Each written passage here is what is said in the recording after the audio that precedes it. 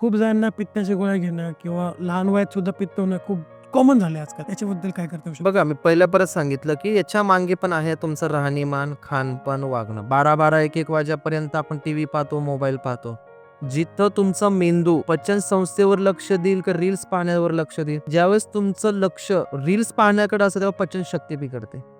आणि बरेच जण असं मला म्हणतात, की मग पित्तावर काय औषध आहे का? पित्ताचं सगळ्यात भारी औषध एकच आहे. नंतर मी वनस्पतीशास्त्राकडे येईल. ते म्हणजे कुठेतरी तुम्ही स्टॉप होणं. जेवल्यानंतर का होईना मोबाईल कमी करणं, थोडं शतपावली करणं. त्याच्यानंतर थोडंसं जेवणाच्या वेळा तुम्ही सुधारा. कामाचं वेग किती आहे, पाणी किती पितात तुम्ही ते बघा. कॉफी किती पितात, चहा किती पितात. मोबाईलवर जास्तीत जास्त बोललं, तासनतास बोललं तरी तुमचं पित्त खवळतं. हे मी सांगत नाही, हे आयुर्वेद सांगतो. बरं. का तुम्हाला एक सांगतो, ज्यावेळेस आपण अन्न करतो, अन्नाचं पचन जरी पोट करत असलं तरी त्याचे डायरेक्शन सिग्नल्स कोण देतं? तुमची बुद्धी देते. पण तुमचं लक्ष सगळं समोरचा काय म्हणतोय याच्याकडे, मग तुमचा मेंदू कधी याच्याकडे देणार आहे लक्ष? मग आयुर्वेदामध्ये काय सांगितलं, एक तर तुम्ही वैद्यांचा सल्ला घेऊन पंचकर्म व्यवस्थित करा, वर्षानुवर्ष चांगले डॉक्टरांचं करा, वमन करा, बस्ती करा. तुमच्या शरीराचं पंचकर्म हे आयुर्वेदानुसार झालंच गेलं पाहिजे.